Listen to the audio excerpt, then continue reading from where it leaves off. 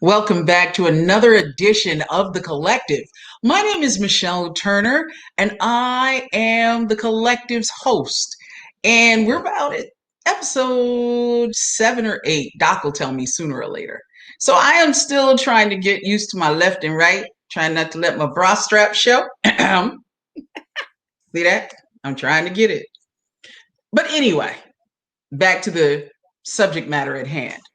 So it is a segment of Speaking of Money. That's what I've decided to title this segment with my very, very dear friend Yes. and sorority sister, Erica G. Bradley. Now, Erica has a Facebook page that basically speaks to the idea of saving and finances and different creative ways to deal with a budget. So I thought I'll bring her on because she's got some really interesting things to say. And yes, it's called How Do You Eat an Elephant? One Bite at a Time. So, Erica G. Bradley of Crimson World Travel, that's her other life. Thank you so much for coming in and being with me on the collective this evening. Absolutely my pleasure. You know that. Absolutely my pleasure. I appreciate you being here. So, let's get down to brass tacks. All right. It's that time of year, right? It's Yes. the holidays. Mhm. Unofficially, yes. Mhm. Lots of money being spent. Yes. Unofficially, after Thanksgiving, we have Black Friday and then we have Cyber Monday. And now we're down to it's beginning to look a lot like Christmas. Yes. And so we are, or have the tendency to figure out how we're getting gifts, Mhm. what kind of money we're spending, if we're truly budgeting. If not, people are doing it paycheck to paycheck, Yes. especially because it's COVID. Yes. So, what what would you advise right now as far as buying gifts, as far as trying to figure out how it works with your budget? But Mhm. I also wanted to talk to you about, because we started off a couple of weeks ago um, talking about what this segment would look like. Mhm. And one of the things was a Christmas club. Yes. So that's a form of savings. Can you talk a little bit about that before we get into the other piece? Sure, sure, absolutely. Um it goes back to like when I was a kid, Michelle. To be honest with you, my parents always had my sister and I start a Christmas club. And we would have like a dollar or two or whatever every week. We'd go to the bank, and I don't know if you even remember, I was thinking about it. There used to be it was like a cardboard, like a tree, I think, was in the shape of a Christmas tree, and you put little coins in the slot. Mm-hmm. uh, Mm-hmm. you take that to the bank and you cash it Right. in, you know, Right. to get your money. But then we went to the Christmas Club, which was an actual passbook, and you take money to the bank. And the beautiful thing about it is whatever you deposited in this account, you couldn't get out until a set day. I think it was like the last week of October. You would Mm-hmm. get whatever you put in, and you would then take that money and use it to buy your Christmas gifts. And a lot of financial institutions have gotten away from it. It's not an account that makes a tremendous amount of money for the banks. Mm-hmm. I don't know that, right? Mm-hmm. But I don't care, because it's not about the banks making money. It's about us keeping our money, and it's about Right. us, Right. smarter things with it. Saving our money. That's it. That's it exactly. So I started, calling around, and people still do. My girlfriend is a manager of one of the banks in Westville. And I was like, "Do you still offer Christmas clubs?" She said, "Absolutely." And so I think when I asked this question, it was at the beginning of November. And that prompted my post that it's too late now if you haven't saved for Christmas, and don't waste any time beating yourself up about Mm-hmm. it. It is what it Mm-hmm. is. This has been that kind of year where all kinds of things have happened. Absolutely. What we Yes. give ourselves, but start now with that Christmas club and really be thoughtful and very intentional when you think about how much you need in that Christmas club too. So that's Now, when you say that, what do you base it on? but you have to think about everything that can derail your budget or derail your finances at Christmas time. So it's not only the gifts, it is the wrapping paper, it's the Christmas cards, Mm, postage. It's if you need to, like I do, need to revamp your decorations. mhm. I was so proud. I was bragging. I was like, oh, we've had the reindeer since we moved here, right? And then I pulled up the other night and the lights are out on one of the legs of the radio. I was like, okay, so maybe those reindeer need to be replaced. So whatever is in your Christmas budget, you have to Yeah. Yeah. that. We tend to think Yeah. of the gifts. And then the other thing that we always do, at least I know I do, okay, I'm going to get Michelle a Christmas gift, right? And I've got X number of dollars set aside for Michelle. And so I go and I get Michelle's Christmas gift. But then I see something, oh, she would really like, Mm, oh, and so yeah. your heart plays a role in it too. But you got to remember, Michelle already loves you. Michelle, Right. Michelle is going to understand, and Michelle's birthday is coming. Uh, Right. Michelle is my sorority sister. Maybe we give each other anniversary gifts. Maybe Michelle just got promoted. Maybe I can give her a little something, that extra little something extra for her promotion. But you don't have to do everything right at Christmas. So you operate within what you have. Uh-huh. You Uh-huh. operate within what you have. And how you determine what that dollar amount is, make yourself a list. Get yourself an old-fashioned sheet of paper, or we talked about it before. Maybe you're a spreadsheets kind of Yeah. person. Write down everybody that you buy for. Figure out how much you want to spend for that person. Add it all up. Look at how many weeks you have to save that amount of money. Divide it and put it aside.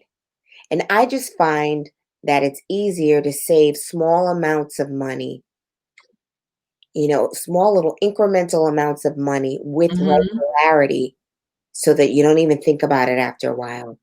It's just automatic. I got to put Automatic. Yeah. $100 in, whether you get paid weekly, monthly, bi-monthly, whatever it is. But do it that way and you don't feel it. But incorporate that gift. It's so important to have a gift budget, a gift line item within your budget, or those things. I I think it was a couple years ago when I realized you can go bankrupt, and I use that term. Yes, but Very I know what you mean. like with cards.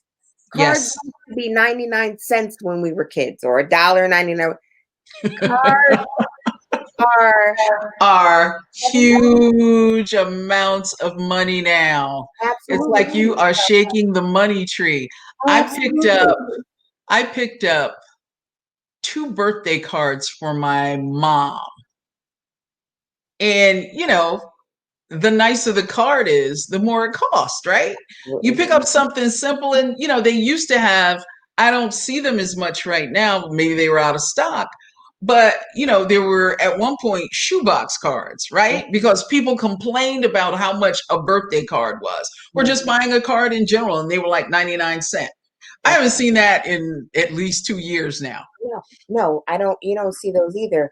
And I like you. I enjoy cards. When I go to the store to buy a card, I'm not just going to pick up a card based on the price of the card. I'm picking up the card based on the sentiment, Yes. on what it says for the person that I want to give the card to. So you don't feel that angst when you go to the store. Just set aside a little bit of money so you could still feel really good about what you give, and know that the wording really reflects your feelings for that person, Mhm. and you Mhm. don't have to shortchange yourself. The other thing too, blank cards are beautiful, because Yes. you can write what you want in there also, and they're beautiful on the outside. They've got great artwork, the whole bit. But that's not something that some people say to me, "Oh, I just get whatever." We're not just whatever kind of people. So just put them Yeah. aside. Yeah. Because with those two cards, I think I spent probably $12. Of course you did. Because one card was like 7 and some change. They always try to do this like 7.49 to make you feel better. Right? Well, it's not quite 99 cents. It's not quite Mm, 50 cents. So it's you like, no. multiply that sucker by 6.35 and you got an $8 you know? Yeah. But Yeah. I know exactly what you're saying. Yeah, it can be and they're beautiful now. They've got Yes. all Yes. kinds of embellishments and stuff on them. Like, oh, they're gorgeous. You want to give that. Yes. Because that, again, is based on sentiment. Yeah. But, and the simple answer to this question is yes, and I know it. But do you find that most people emotionally spend at Christmas? Without a doubt. Without a doubt. I think on a good year, most people emotionally spend at Christmas. Mhm. And Mhm. and I mean, from giving to your parents who you love, giving to your siblings, giving to your children. Yeah. Oh my goodness. Yeah. And we all want to do the best. There's always a story that comes along with it. Oh, they did really well in school this year. Yeah. Oh, mom's had a hard time. Or mom, took care of my children. She's been there for me. She's been through a lot. My girlfriend, she just, she celebrated this great milestone this year. I wasn't able to give to her then, so I'm going to give a little extra now. There's Yeah. always something emotional. This year, I think what's tugging on all of our heartstrings is we're not able to see, hug, Yes. and feel and all of that. So let me give to show this person, though I'm not there, I really love and I really miss them. But, we have to remember those who mind don't matter. And those Yeah. who matter don't mind, you Yeah. know, that we still have to live tomorrow. So just, yeah, emotions play a huge role in it. So, credit cards versus cash at this time of the year. We all know that, yeah, what you're buying now, you'll pay for later. But we also know when you have cash in your pocket, even though you may emotionally spend, you spend what you got, Absolutely. right? Absolutely. And so when you're spending what you have, a lot of times you have a tendency to follow the budget. Mhm. But some people do better with a credit card. The rates are lower. If they've had the card for a while, they might get a little extension, as far as the cash line for that card because they've been so good about using the card, or they get cash back. So is it, and you may not have the full answer to this, but is it, which one is really better? I can speak to you from Erica's perspective, you know, Yes, please do. um, That's why you here. because I mean, cash is always better. Cash is always queen, always. And I'll tell you why. You hit the nail on the head. You are going to be more intentional. You're going to think about what you spend. You have X number of dollars. You need to make those dollars stretch. You will find that all of those incentives for using your credit card at the holidays and any other time, really, for the majority of people, they don't work. You get 90 days same as cash. You Mhm. get all of the cash back incentives, right? We're going to give you X number of points on your card so that you can use them for future merchandise. Oddly enough, when you go to use those points, they're not quite enough to stretch to get you Mm, something for free. So guess what? They've got you buying something else. right, There's usually right. they're never going to give you something that's really going to be in your favor. Cash is in your favor. Mm. Cash is in your favor. It's done. It's once Christmas is over, your January rent or mortgage payment is going to roll around. Why have that January rent or mortgage payment or utility bills because it's colder outside, all of those things? Why have that coupled with a credit card bill also? But Yeah. now, I'm not crazy. It's happened to me. It's happened to everybody I know that you are caught out there sometimes, and that's what you need to do. You have to do what you have to do. I say all the time, don't use credit cards, but guess what? The reality of it is that sometimes Right. we have to do what we have to do. In those instances, you can use, I would then say, okay, delay maybe giving to that Christmas club until your credit card balance is zero, Mm. or incorporate that credit card payment into your budget, not just the minimum payment, pay a little bit extra. Choose an ideal date that you want that card paid off. And then at the same time, if you can, at the same time, be putting a little bit extra aside cash wise so that next year you might not be in that same situation. And you know what? It's a marathon, not a sprint. Ah. It may not work for you even next year or the year after. You just make them goals. You know, Yes. hey, I have a goal of next year. I'm not going to use my credit card. If next year comes and you still need to use your credit card, you set the goal again. We never give up, right? You just set the goal again and we forgive ourselves. We extend ourselves grace just like God has, and we Yeah. just keep moving forward. But the goal is to be financially fit, have that financial Hmm. fortitude, right, Michelle? Have that financial fortitude. Yes. So Yes. we keep striving. Fortitude's important. Fortitude's important. Yeah, it is. Well, I guess again, my other piece in this is, do you plan out, for instance, you have your year-long budget, and then you have your Christmas card budget, so to speak, or uh, Christmas account budget. Mhm. Do you How does that work? Are you planning things in advance? Like you sit down and say between Christmas and New Year, you say, okay, I'm going to start to deposit XYZ in the Christmas club. Does that really interfere with the budget that you have a year long? Well, so you want to do first things first, right? When you do your budget, you want to develop a spending plan. Okay. I know it sounds a little crazy, and you got to put a little bit of effort into it at first, but you kind of got to do it all together, right? So you look at everything that you have to take care of, everything. You take care of those things that are non-negotiables.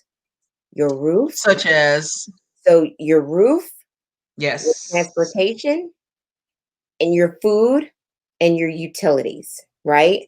So you look at those non-negotiables.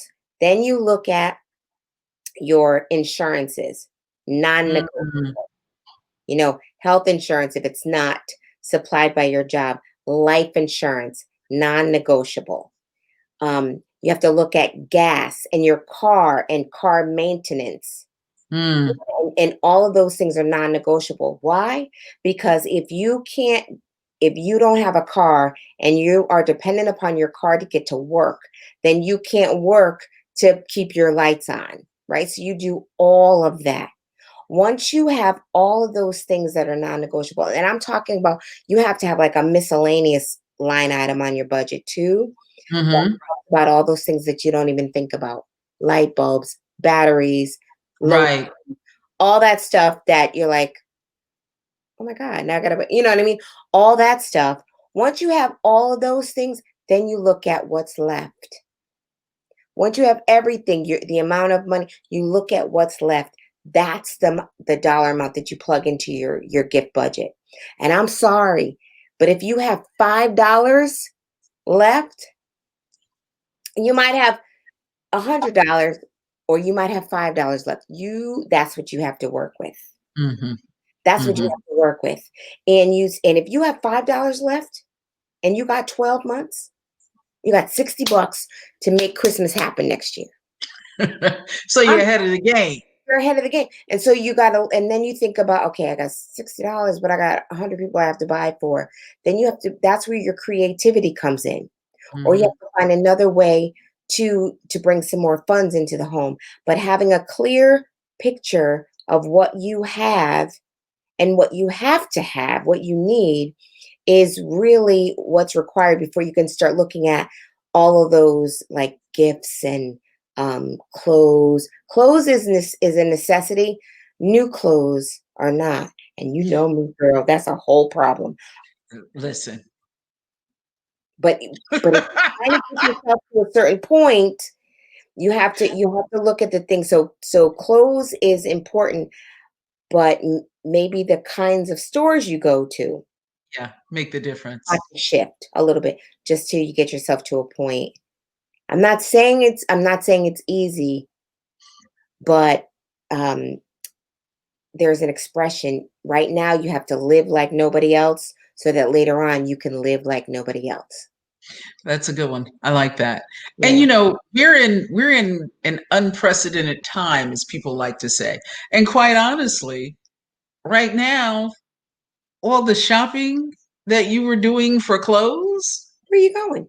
Where where are you you going? going? You're not going anywhere. You get some cute tops because only people are only going to see you from the waist up, right? Absolutely. And then you start to realize you've got a lot. I think one thing that COVID-19 taught us, I do vision boards, right? So I have one over there and it's got a line on it that says lessons from the pandemic. We learned Hmm. what was important. All that stuff, all that stuff that, the fancy this and that, Yeah. it mattered none. When you started to realize that the people in your house, or what's your word, Michelle? When folk are Yes. good, That's that's what counts. that's what counts. That's what counts. All of a sudden, all those things that I spent money on didn't matter. And when you started to realize that so many people were food insecure, and Yes. their housing they were insecure in their housing because we weren't planning, we weren't Yes. preparing for a rainy day. Yes. um so now we know better, and thank God he's given us an opportunity to plan better, to set some things in motion, so if something happens again, we're all set. Or if we are doing good, like I always say, if we're doing good, now I have something where I can help somebody else because I'm doing good. Because I'm doing good. Doing good. Speaking of money, Yes. this is the segment on WSME Enlightenment Radio. This is The Collective. My name is Michelle Turner, and I have on the other side of the screen, this way,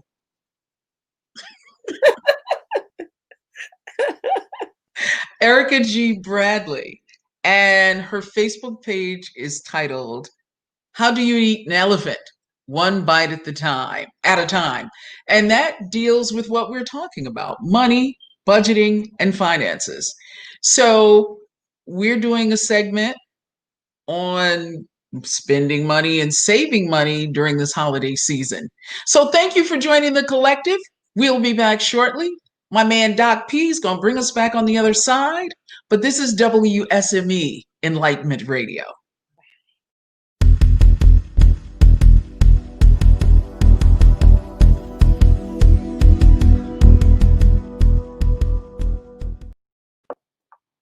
Back with Erica Bradley. She is the principal of Crimson World Travel, and she's also the keeper of the Facebook page. I always want to say website. And again, that's why I'm like hesitant. But she's the keeper of the Facebook page. How do you eat an elephant? One bite at a time. And it is about finances, saving money, budgeting, and planning. Now you had something, and this kind of veers away from Christmas, Mhm. but I wanted to talk about this because it's so important in our community. So I want to spend a few minutes on it while I have you here. No insurance. Oh, sure. Yeah. Oh, gosh. No insurance. No insurance. People pass, Yeah. they either don't have any insurance, don't have enough money for insurance, Mhm. or haven't even thought about burial and what that's going to cost and how it's going to be done. Yeah. And you shared a story about someone who didn't have any insurance and the family was doing GoFundMe, I believe. And we see that quite often. So talk a little bit about as much as you can in your lexicon. Yes. Um, why that's important. I mean, in some ways it's obvious, right? Because you don't want to leave the burden to the family. We all see those commercials. You don't want to leave the burden on your loved one. Right. But it should be about you having peace of mind as well. Mhm. Absolutely. I mean, we either don't have insurance or we have the wrong kind of insurance. Hmm. And again, it goes back to how do you eat an elephant, right? A lot of these topics seem so large. And so instead of really dealing with it head on or finding someone who's got the expertise, the knowledge, the training to really Mm, understand and break down some of these topics to us and all of these terms, we avoid it. And no one means any harm. We all think we have time. We all do. But if we take one little bite out of everything at a time and just own up to, which is really hard to do, it is for me anyway, to admit that I don't understand something. We find ourselves in mm, spaces where you feel like you're the only one, there's a conversation going on. You don't have a clue what they're talking about, but you don't want to say because everybody else seems to know. And you don't right. want, but two incidents. I mean, I constantly get mailers from either my credit union or a bank or something about accidental death and dismemberment. Hmm. And I don't know how, but somewhere along the way, I learned what that was, and I knew that that wasn't that the only way that that would pay out is if you had an accident, if your death was because of an accident, and you lost a limb or something like that. That's what Hmm. dismemberment, right? But I heard of a situation where a family and this gentleman, he lived a long time with like taking care of his family, just an Hmm. honorable man, had 5 children, worked hard, took care of his family, had cancer, passed away, and had accidental death and dismemberment insurance. Oh, oh, Heartbreaking. The fact that he had the that type of insurance showed me that he intended to take care of his family. He did. He didn't leave here with nothing. What I believe, and I didn't have a conversation with him, I just, I don't know. But yeah, what I yeah. believe is that he wasn't clear on what kind of insurance he needed. And so now his family was scrambling to provide, and now your family loves you. They want to honor you with a service, Right, but right. they couldn't afford to. So it was very heartbreaking. And that's what drove me to talk about it. And again, I'm not an insurance agent. I don't have any knowledge, other than what was good for my family. As I said, I don't have a nickel in my quarter, right? As to what type of insurance is best for each person, because each person's situation is unique. It's different. Yes. Different. But those are the things that I was talking about that sometimes we put off, because we're trying to pay the mortgage. We're trying, Right, you know, right. buy the groceries. we're trying to educate our children. We're trying to, our kids are growing and they need new shoes and they want to play ball and they need, all of that stuff. All the things in the present that are before All of you the present. right now, right now, Exactly. But right now. insurance, I'm telling you, insurance is one of those things that's a non-negotiable. And if you get it early, the younger you are, the more reasonable your premiums are. You Hmm. get it early Okay. before you are older, before you have any pre-existing conditions, because you will need a medical examination, that I do know. And there are tiers. There's like a premium, um, for someone who has absolutely no health issues at all, and they Mhm. fall within a band, their age bracket is within a certain band. Then there's like the standard, and then there's the tier below that if you've got some health challenges. So there's so many great agents out there. Our community is full of them, and I just encourage you to reach out to someone and and interview them. Yeah. Interview them, because Yeah. it's not about, again, this is another one of those services. It's not about the agent, it's about you and your family. So interview them. If talking with them, they use large terms, don't break it down for us. They don't tell us what we need. They don't ask the right questions to determine what level of coverage we need. We move on to the next one. We have to really own our voice Yes. and realize that this is important. You've got to take the time to explain it to me. I don't care if I don't understand. I don't care if I ask you the same question 10 times.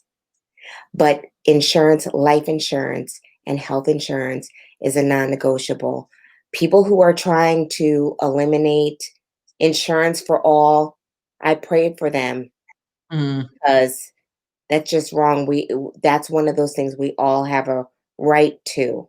mhm. And there Yeah. are lots of ways to find affordable insurance, but we were talking about, that's my little spiel on health insurance. Life insurance is a non-negotiable.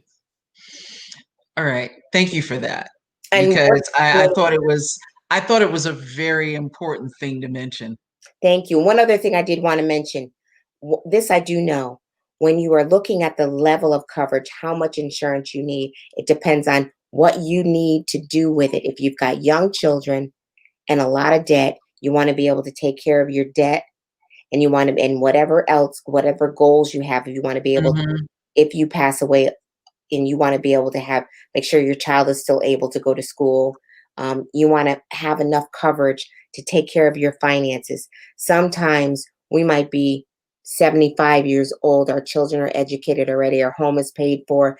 You might not need $500,000 unless you want to leave $500,000 to somebody. But those are the kinds of questions that a Yeah. good agent's going to ask you. What do you got to take care of when you pass? That's the premium amount. That's the That's policy what you need to take amount. care of. Mhm. Yeah. So back to Christmas spending and saving. When we look around, and we've talked about already in the first segment, thinking about what you can afford Mhm. and different ways that even if you're not able to buy what you'd like for that person at this time, how you can creatively do other things. Absolutely. Absolutely. So, what I know you have a particular budget Mhm. that you like to use. Mhm. So, talk a little bit about budgeting and budgeting goals. Because I think if you're at this stage and you realize today, I don't have enough money to go Christmas shopping. Right. This happens to me every year. Right. I'm sick of this. Mhm. What am I going to do? So the first thing you might do is go and Google a budget. Mhm. And then, as you said before, you have to think about the non negotiables and that miscellaneous, and you might end up with $5. But let's say in 2 years, you want to have a goal of calling Erica at Crimson World Travel and saying, I'd like to take my family on a cruise. Mhm. Let's say that's what I want to do. How do I start to save that? And how do I approach you in terms of, okay, I know that I have to save X amount of dollars, but how can I plan for this trip financially? Absolutely. Um, so a couple things. You can be really, really creative with gifts. So we'll talk about gifts and we'll talk about the vacations as well. Because you could be really, really creative with gifts and realize that time is a wonderful gift. Giving somebody, Mm, um, I can watch your children for you while you and your significant other go out on a date. I can cook for you. I can um, offer you an opportunity to come over and clean for you. I can do your hair for you. I can be creative. The gift of time and of service is wonderful. And that doesn't cost anything. That doesn't mm, cost anything. You can get beautiful paper and write down what someone means to you and put it in a frame that you can get at the dollar store and give it to someone because that is from the heart. So if you find mm-hmm. that you are that person, it's Christmas time and you don't have any money, it's not about that anyway. So I just wanted to make sure. And again, those who really love you will get it. They just Yes. will get it.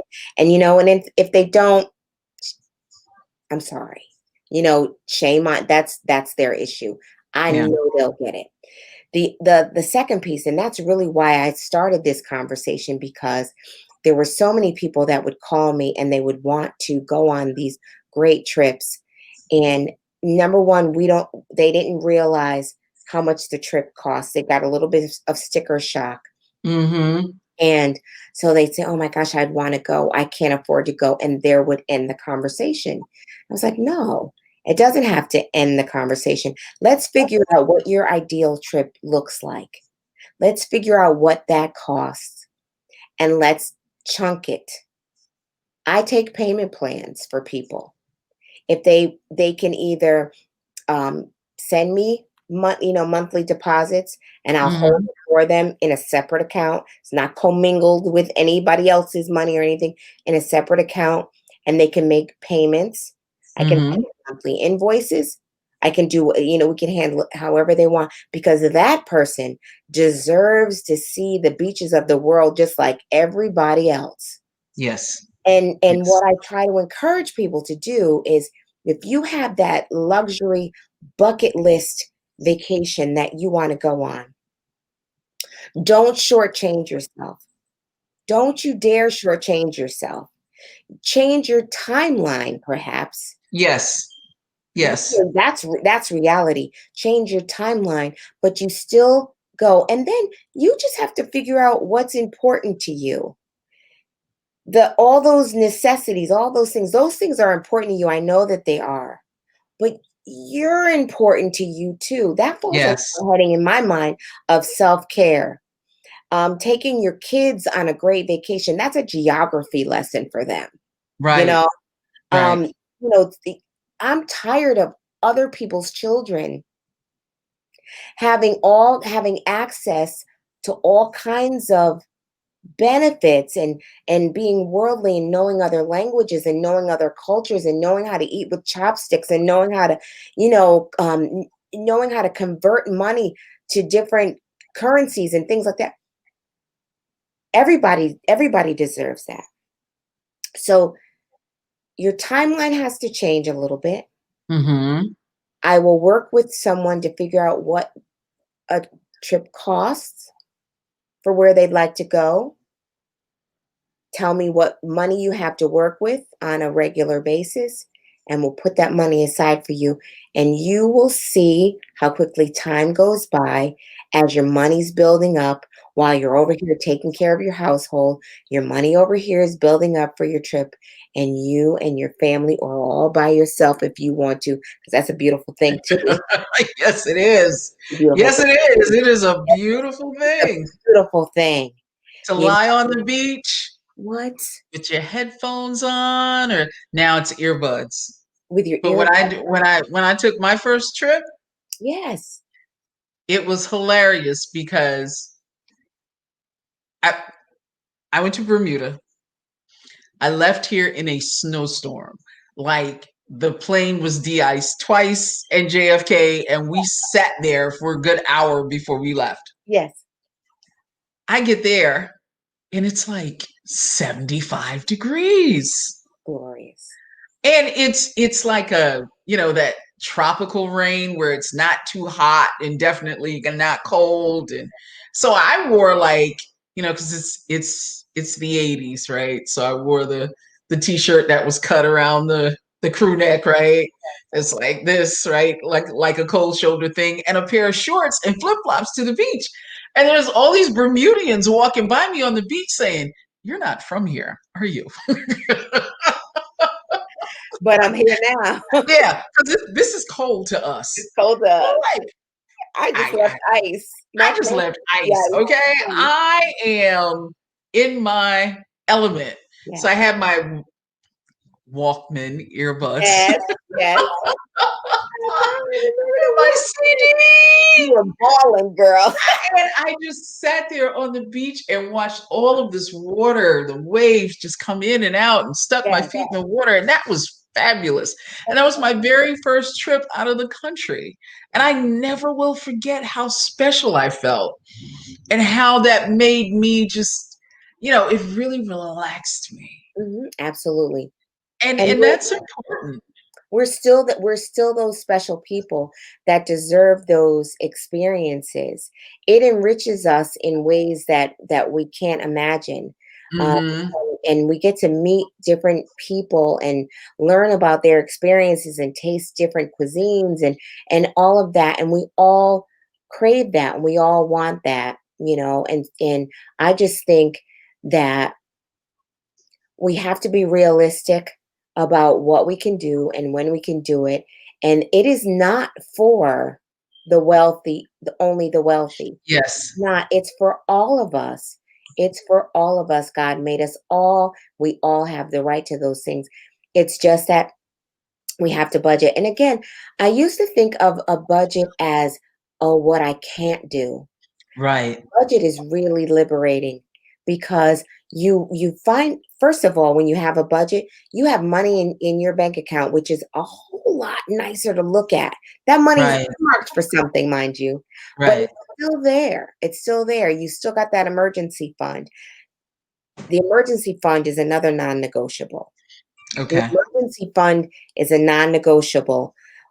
You need to have at least, and these aren't my principles. These are like, I've gotten this from like Dave Ramsey. There's a woman Hmm. on Facebook, the Budgetnista.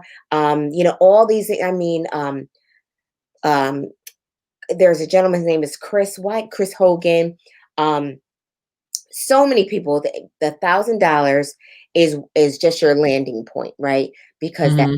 $1,000 is enough to cripple you. Most car repairs, any kind of emergency is probably going to be under $1,000. You want to have that set aside in the bank and get that there as quickly as you possibly can, and you leave it there. Hmm.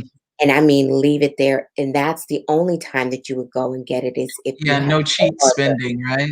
spending right.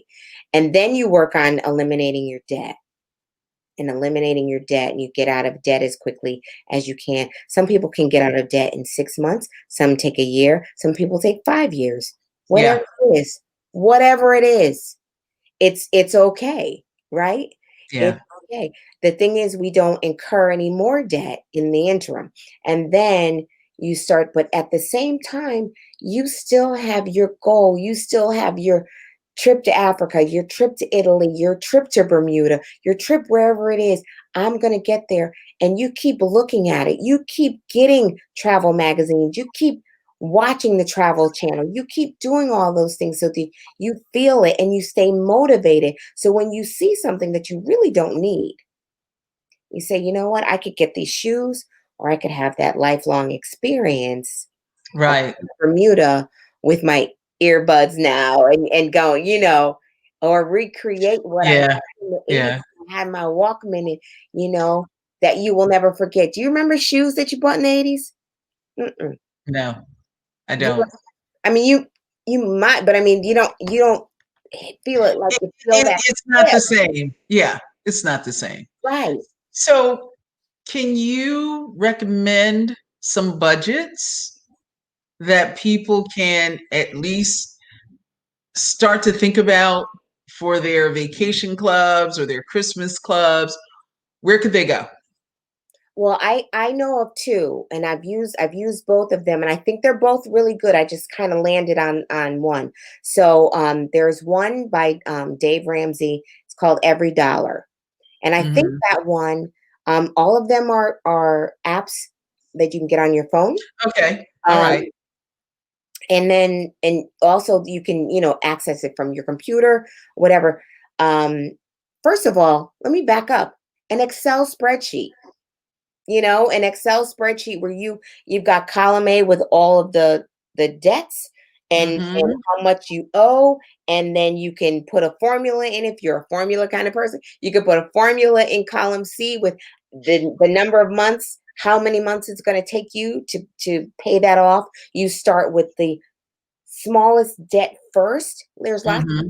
lots of schools of thought there where a lot of people tell you that you start with the highest interest rate, Hmm. but really we're psychological people, right? We're creatures we're emotional people. Yeah. So I love starting with the smallest debt. And you could do this with Excel, you could do it with Every Dollar, or you could do it with YNAB. That's the one I'm currently using, which YNAB stands for You Need a Budget. All of them, it's so cute. I All of love that name. I do too. It's so funny. But all of them start with the smallest debt first, and you pay that off as quickly as you can. And whatever you were paying on that per month, you take that dollar amount and now add it to the next bill. Okay. So, for example, let's say you owe Macy's $500 and you owe Lord and Taylor $1,000. Both of them have a $50 a month minimum payment. So you pay Macy's $50 and you pay Lord and Taylor $50 every month. But whatever extra you've got left in your budget at the end of the month, you sock all that into paying off Macy's right away. So now Hmm. when Macy's is done, you now have the $50 that you used to pay to Macy's, and you can add that to the $50 that you pay to Lord and Taylor, and now you're making $100 payment there, and you take care of that until all of that is done. Then you take that $100 and you add it to whatever was being paid to the third. It's called the debt snowball. These aren't names I made up. I just took it and ran with it, right? It's called the debt snowball because it gains momentum as it goes. Yes. And the Yes. payments get larger and larger and larger. A couple of things you want to make sure that you do first. You want to make sure you're current on Mm. all those criticals that we talked about before. Be current on your rent or mortgage. Be current on your utilities. It's too cold to get your lights turned off. Right. We can't play Right. that. Make Right. sure you've got food in your refrigerator. Maybe you can't have organic grapes this week. It's okay. You know, just soak get regular grapes and soak them for a little bit longer. I love organic vegetables, right? But when getting out of debt and living the Yeah. stress free, Yeah. the stress that debt brings on us is killing us, Michelle. Yeah. It's And killing us. we have to be aware of that. It literally is killing us. We are working for other people, building their dreams, making peanuts, and dying a slow, painful death. And that's I believe one of my missions in life.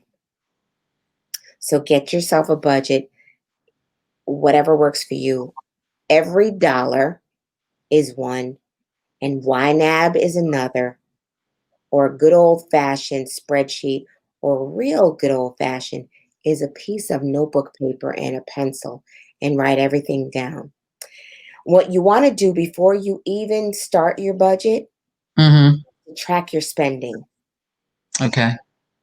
So you know what to plug into those budget categories. You don't know how much to budget for gas unless you're tracking how much you've spent for gas the last 30 days. You don't know how much you um, should plug into your grocery budget unless you track how much you've been spending on your groceries the last 30 days. You don't know how much to budget or to allocate for your electric bill because that's one of those bills that fluctuates. So you got to go UI.net or something, whatever UI's bill is, their online bill, and look for the last 12 months, 18 months, average it out. And you really want to do 18 months because that's Mm-hmm. going to include each season. It's going to include your heating season in the winter. It's going to include your summer, so your air Okay. conditioning charges, and it's going to take into account another season of a rate hike. And then you're going to want to average those out and um, plug that into your budget. And I really want to give credit where credit is due because I've Mm-hmm. had some great people who have helped me in this area. I didn't land here. So I just really want to thank you for opening up this dialogue because you're one of those people who's helping all of us by sharing this information. I hope so. You I hope I'm helping other people because that's what's important, especially in the African American community. We spend a lot of money, but we don't save it. So anytime that we can talk finances, it's something that I hope that people will take advantage of because, you know, uh, people pay a lot of money for financial advice, Yes, and we don't always have that opportunity. that's right. So thank you so much, Erica G. Bradley, My for God. being on Speaking of Money. It is my pleasure. First of all, I would do anything for you. But Oh, I thank you for this platform, and I thank you for thinking enough of me to include my little old voice in this. I'm willing to help anybody because I want us to all win, and yes, we're all going to because of yes. people like you who open up this kind of conversation. So Well, thank you. Next month. next month, All right. same bat time, same Same bad bat station. time. Yes, Yes. Erica, again, thank you so much for my being here. I really appreciate you and the knowledge that you're willing to share with everyone else. my absolute. Erica G. Bradley is the principal of Crimson World Travel. She also has a Facebook page. Say that three times fast. Can't even get it out. How do you eat an elephant? One bite at a time. Bite at a time. We're This gonna has been The Collective on WSME Enlightenment Radio. Thank you so much for joining us this evening. My name's Michelle Turner. Thanks, Doc.